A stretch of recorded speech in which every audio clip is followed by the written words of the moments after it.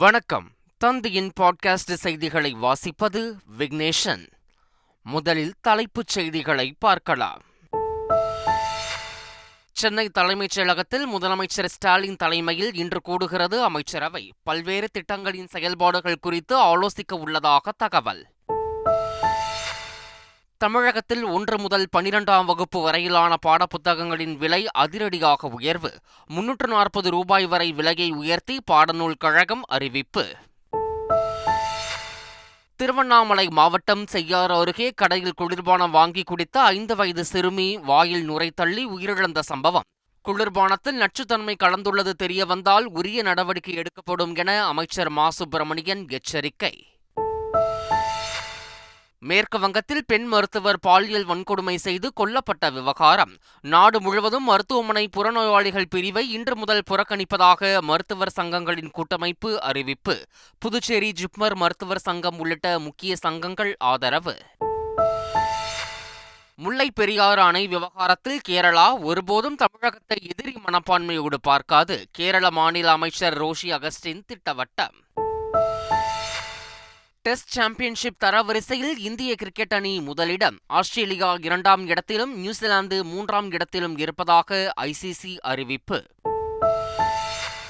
Paris Olympic மல்யுத்தத்தில் தகுதி நீக்கம் செய்யப்பட்டதை எதிர்த்து வினேஷ் போகத் மேல்முறையீடு செய்த விவகாரம். இன்று இரவுக்குள் தீர்ப்பு வெளியாகும் என எதிர்பார்ப்பு. இனி விரிவான செய்திகள். புதுக்கோட்டை, திருவண்ணாமலை, நாமக்கல், காரைக்குடி ஆகிய 4 புதிய மாநகராட்சிகளை முதலமைச்சர் ஸ்டாலின் தொடங்கி வைத்தார். தலைமைச் செயலகத்தில் இருந்தபடியே காணொலி காட்சி மூலம் தொடங்கி வைத்த அவர் நகராட்சி நிர்வாகத்துறை சார்பில் 800 கோடி ரூபாய் செலவில் முடிவுற்ற திட்டப்பணிகளை திறந்து வைத்தார். 1192 கோடி ரூபாய் மதிப்பில் புதிய திட்டப்பணிகளுக்கு முதலமைச்சர் ஸ்டாலின் அடிக்கல் நாட்டினார். சுதந்திர தினத்தை ஒட்டி தலைமைச் செயலகம் மற்றும் அதனை சுற்றியுள்ள பகுதிகளில் சிவப்பு மண்டலமாக அறிவிக்கப்பட்டுள்ளது. தலைமைச் செயலகத்தில் உள்ள கோட்டை கொத்தளத்தில் தமிழக முதலமைச்சர் ஸ்டாலின் கொடியேற்ற உள்ளார். இந்நிலையில் பாதுகாப்பு கருதி வரும் 14 மற்றும் 15ஆம் தேதிகளில் அந்த பகுதிகளில் எந்தவித பறக்கும் பொருட்களும் பறக்கவிட தடை விதிக்கப்பட்டுள்ளது. நகராட்சி ஆணையராக பொறுப்பேற்கும் துர்காவின் பேட்டியை கேட்டு அகமகிழ்ந்தேன் என முதலமைச்சர் மு. ஸ்டாலின் தெரிவித்துள்ளார். கல்விதான் ஒரு தலைமுறையையே முன்னேற்றிடும் ஆற்றல் பெற்றது என்பதற்கு துர்காவே எடுத்துக்காட்டு என்று தமது ட்விட்டர் பதிவில் அவர் கூறியிருக்கிறார். நான் மீண்டும் சொல்கிறேன், கல்விதான் யாராலும் பறிக்க முடியாத சொத்து எனவும் பதிவிட்டுள்ளார். தமிழகத்தில் 1ஆம் வகுப்பு முதல் 12ஆம் வகுப்பு வரையிலான பாடப்புத்தகங்களின் விலையை உயர்த்தி பாடநூல் கழகம் அறிவித்துள்ளது. அதன்படி 1ஆம் வகுப்பு புத்தகங்கள் 160 ரூபாய் உயர்ந்து 550 ரூபாய்க்கும், 2ஆம் வகுப்பு புத்தகங்கள் 150 ரூபாய் உயர்ந்து 530 ரூபாய்க்கும் விற்பனையாகிறது. 3ஆம் வகுப்பு புத்தகங்கள் 190 ரூபாய் உயர்ந்து 620 ரூபாய்க்கு விற்பனையாகிறது. 4ஆம் வகுப்பு புத்தகங்கள் 180 ரூபாய் உயர்ந்து 650 ரூபாய்க்கு விற்பனையாகிறது. 5ஆம் வகுப்பு புத்தகங்கள் 200 ரூபாய் உயர்ந்து 710 ரூபாய்க்கும் விற்பனையாகிறது. 6ஆம் வகுப்பு புத்தகங்கள் 320 ரூபாய் உயர்ந்து 1110 ரூபாய்க்கு விற்பனையாகிறது. 7ஆம் வகுப்பு புத்தகங்கள் 340 ரூபாய் உயர்ந்து 1200 ரூபாய்க்கு விற்பனையாகிறது. 8ஆம் வகுப்பு புத்தகங்கள் 310 ரூபாய் உயர்ந்து 1000 ரூபாயாக உயர்ந்துள்ளது. 9ஆம் வகுப்பு புத்தகங்கள் 340 ரூபாய் உயர்ந்து 1110 ரூபாய்க்கு விற்பனையாகிறது. 10ஆம் வகுப்பு புத்தகங்கள் 340 ரூபாய் உயர்ந்து 1130 ரூபாய்க்கு விற்பனையாகிறது. சென்னை கலைஞர் அரங்கில் ஆகஸ்ட் 16ஆம் தேதி திமுக மாவட்ட செயலாளர்கள் கூட்டம் நடைபெறும் என அக்கட்சியின் பொதுச் செயலாளர் துரைமுருகன் அறிவித்துள்ளார். திமுக தலைவரும் முதலமைச்சருமான மு. ஸ்டாலின் தலைமையில் மாவட்ட செயலாளர்கள் கூட்டம் நடைபெறும் என்றும் அவர் தெரிவித்துள்ளார். மாவட்ட செயலாளர்கள் அனைவரும் கூட்டத்தில் தவறாமல் பங்கேற்க வேண்டும் என்றும் திமுக பொதுச் செயலாளர் துரைமுருகன் அறிவித்துள்ளார். அரசு மதுபான கடை வேண்டுமென கோரிக்கை விடுத்து தருமபுரி ஆட்சியர் அலுவலகத்திற்கு மனு அளிக்க வந்த கிராம மக்களின் செயல் வியப்பை ஏற்படுத்தியுள்ளது. ஜக்கம்பட்டியை சுற்றியுள்ள பகுதிகளில் மதுபான கடை இல்லை என்றும், இதனால் மதுப்பிரியர்கள் பெண்ணாகரம் சென்று மது அருந்த வேண்டியுள்ளதாகவும், பல சமயம் அவர்கள் விபத்துகளில் சிக்குவதாகவும் கிராம மக்கள் தெரிவித்துள்ளனர். திருவண்ணாமலை மாவட்டம் செய்யாறு அருகே கடையில் குளிர்பானம் வாங்கி குடித்த 5 வயது சிறுமி வாயில் நுரை தள்ளி உயிரிழந்த சம்பவம் அதிர்ச்சியை ஏற்படுத்தியுள்ளது. கனிகிழுப்பை கிராமத்தைச் சேர்ந்த ராஜ்குமார் என்பவருக்கு 5 வயதில் காவ்யா ஸ்ரீ என்ற மகள் இருந்தார். இவர் வீட்டின் அருகே உள்ள பெட்டிக்கடையில் 10 ரூபாய் குளிர்பானம் வாங்கி குடித்த நிலையில் சிறுமி காவ்யா ஸ்ரீ பரிதாபமாக உயிரிழந்தார்.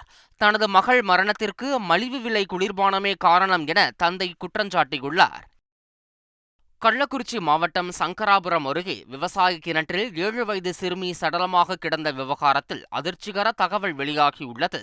பூட்டை கிராமத்தைச் சேர்ந்த பிரகாஷ் என்பவரின் மகள் அதிசயா கிணற்றில் சடலமாக மீட்கப்பட்டார்.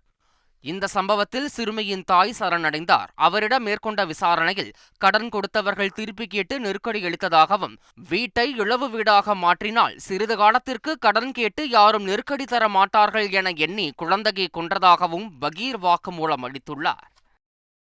புத்தக பையில் ஆயுதங்கள் இருந்ததாக நெல்லையில் பள்ளி மாணவர்கள் கைது செய்யப்பட்ட சம்பவத்தில் தங்களை பொய் புகாரில் போலீசார் கைது செய்திருப்பதாக கூறி நெல்லை மாவட்ட ஆட்சியரிடம் மாணவர்கள் புகார் அளித்துள்ளனர்.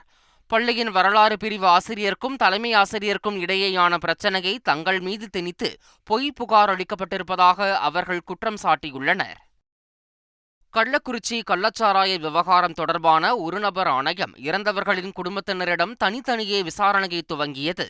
விஷச்சாராயம் குடித்து சிகிச்சை பலனின்றி உயிரிழந்த 68 பேரின் குடும்பத்தினரிடம் விசாரணை மேற்கொள்ள ஒரு நபர் ஆணையம் முடிவு செய்துள்ளது. முதல் கட்டமாக ஒரு நபர் ஆணையத்தின் தலைவர் கோகுல்தாஸ் தலைமையில் விசாரணை நடைபெற்றது. தமிழகம் முழுவதும் போதைப் பொருட்கள் விற்பனை செய்த 17,481 கடைகளுக்கு சீல் வைக்கப்பட்டுள்ளது என அமைச்சர் மா. சுப்பிரமணியன் தெரிவித்துள்ளார். போதைப் பொருட்களை தடுப்பதற்கு அதை விற்பவர்கள் மீது நடவடிக்கை எடுப்பதாக தெரிவித்த அவர், போதைப் பொருட்களை விற்பனை செய்த கடைகளில் அதிகாரிகள் 33,28,13,200 ரூபாய் அபராதம் வசூலித்துள்ளனர் எனவும் தெரிவித்தார். நாகப்பட்டினம் துறைமுகத்தில் இருந்து இலங்கை காங்கேசன்துறைக்கு இடையே மீண்டும் படகு சேவை தொடங்க உள்ளது. கடந்த ஆண்டு புயல் மற்றும் பருவமழை காரணமாக படகு சேவை தொடங்கிய சில நாட்களிலேயே நிறுத்தப்பட்டது. இந்நிலையில் வரும் 16ஆம் தேதி முதல் நாகையில் இருந்து இலங்கை காங்கேசன்துறைக்கு மீண்டும் படகு போக்குவரத்து சேவையை தொடங்க இருப்பதாக தனியார் கப்பல் நிர்வாகம் அறிவித்துள்ளது. கீழ்த்தளத்தில் உள்ள இருக்கைக்கு 5,000 ரூபாயும் மேல்தளத்தில் உள்ள சிறப்பு வகுப்பிற்கு 7,500 ரூபாயும் கட்டணம் நிர்ணயிக்கப்பட்டுள்ளது. இந்தியாவின் சிறந்த கல்வி நிறுவனங்கள் பட்டியலில் ஐஐடி மெட்ராஸ் முதலிடம் பிடித்துள்ளது. பொறியியல், மருந்தகம் உள்ளிட்ட பல்வேறு பிரிவுகளில் இந்தியாவின் சிறந்த கல்வி நிறுவனங்கள் மற்றும் கலை கல்லூரிகள் ஆகியவற்றிற்கான தரவரிசையினை மத்திய கல்வி அமைச்சர் தர்மேந்திர பிரதான் வெளியிட்டார். இதில் ஒட்டுமொத்த பிரிவில் ஐஐடி மெட்ராஸ் சிறந்த கல்வி நிறுவனமாக முதலிடத்தை பிடித்துள்ளது. பெங்களூருவில் உள்ள இந்தியன் இன்ஸ்டிடியூட் ஆஃப் சயின்ஸ் 2ஆம் இடத்தையும் பாம்பே ஐஐடி 3ஆம் இடத்தையும் பிடித்துள்ளன. இந்தியாவின் சிறந்த மருத்துவ கல்வி நிறுவனங்களுக்கான தரவரிசையினை மத்திய கல்வி அமைச்சர் தர்மேந்திர பிரதான் வெளியிட்டார். அதில் சிறந்த மருத்துவக் கல்லூரிகளுக்கான பிரிவில் டெல்லி எய்ம்ஸ் மருத்துவமனை முதலிடத்தை பிடித்துள்ளது. சண்டிகரில் உள்ள post graduate institute of medical education and research கல்வி நிறுவனம் 2வது இடத்தையும், வேலூரில் உள்ள கிறிஸ்டியன் மெடிக்கல் காலேஜ் 3வது இடத்தையும் பிடித்துள்ளது. முல்லைப் பெரியாறு அணை விவகாரத்தில் கேரளா ஒருபோதும் தமிழகத்தை எதிரி மனப்பான்மையோடு பார்க்காது என அம்மாநில ஆளுநர் ரோஷி அகஸ்டின் தெரிவித்தார். தமிழக அரசின் வழக்கு உச்சநீதிமன்றத்தில் நிலுவையில் இருப்பதாக குறிப்பிட்ட அவர், தமிழகத்திற்கு நீரை வழங்குவதில் உறுதியான நிலைப்பாட்டுடன் புதிய அணை கட்ட வேண்டும் என்பதில் கேரளா தெளிவாக இருப்பதாகவும், கேரள அரசு ஒருபோதும் தமிழகத்தை எதிரி மனப்பான்மையோடு பார்க்காது எனவும் தெரிவித்தார். கேரள மாநிலம் வயநாடு இயற்கை பேரிடரில் பாதிக்கப்பட்ட மக்களுக்காக 5ஆம் வகுப்பு மாணவன் நிதி உதவி அளித்துள்ளார்.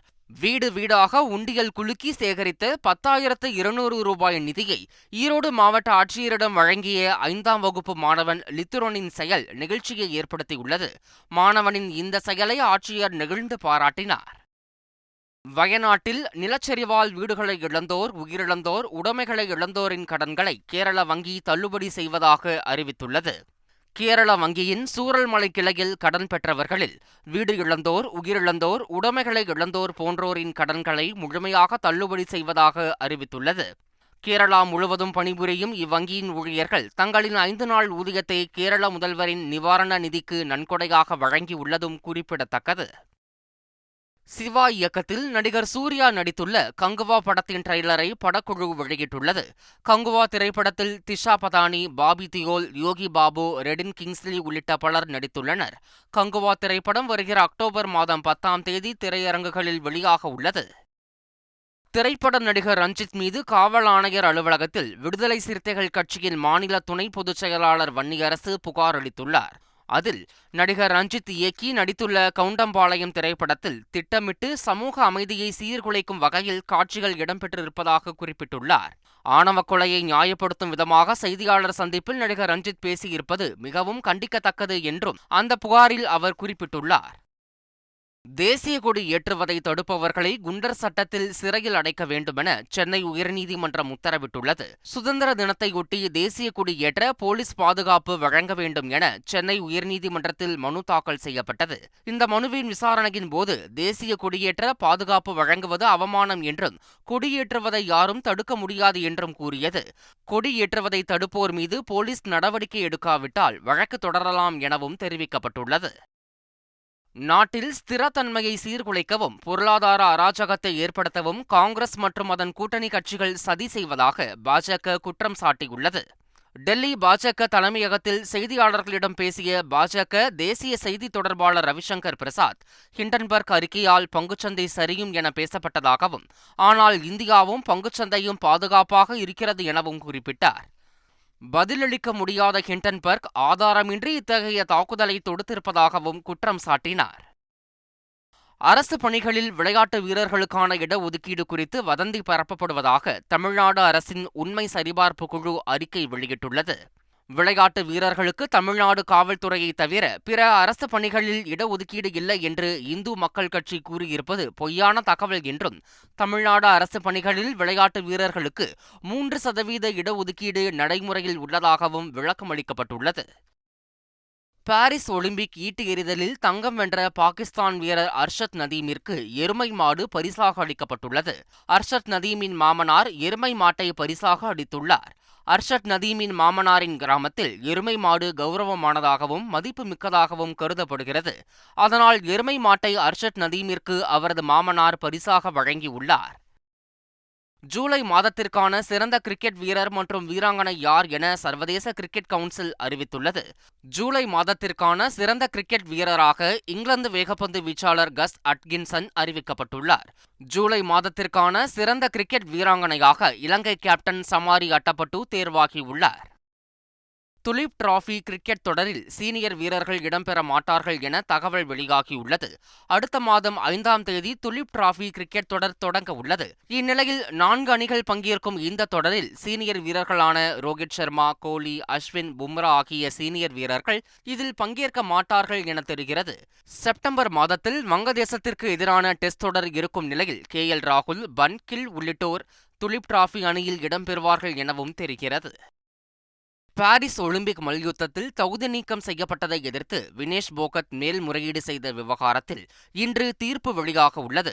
பாரிஸ் ஒலிம்பிக் மகளிர் மல்யுத்தத்தில் 50 கிலோ எடைப்பிரிவில் கலந்து கொண்ட இந்தியாவின் வினேஷ் போகத் இறுதிப் போட்டி வரை முன்னேறினார்.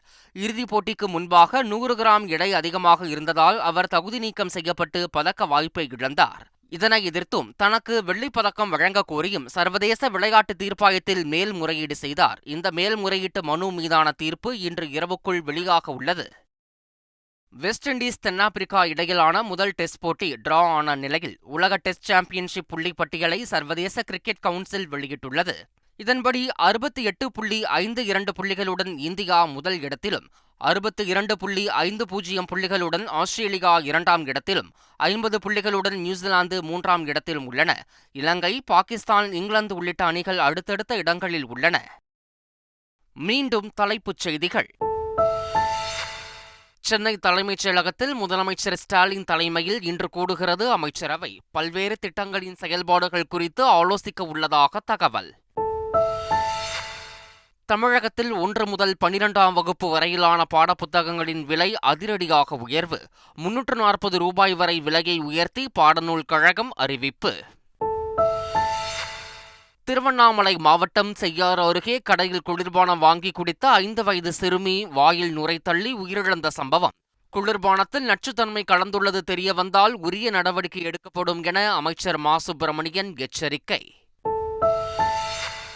மேற்கு வங்கத்தில் பெண் மருத்துவர் பாலியல் வன்கொடுமை செய்து கொல்லப்பட்ட விவகாரம். நாடு முழுவதும் மருத்துவமனை புறநோயாளிகள் பிரிவை இன்று முதல் புறக்கணிப்பதாக மருத்துவர் சங்கங்களின் கூட்டமைப்பு அறிவிப்பு.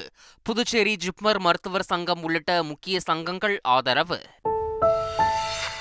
முல்லை பெரியாறு அணை விவகாரத்தில் கேரளா ஒருபோதும் தமிழகத்தை எதிரி மனப்பான்மையோடு பார்க்காது. கேரள மாநில அமைச்சர் ரோஷி அகஸ்டின் திட்டவட்டம்.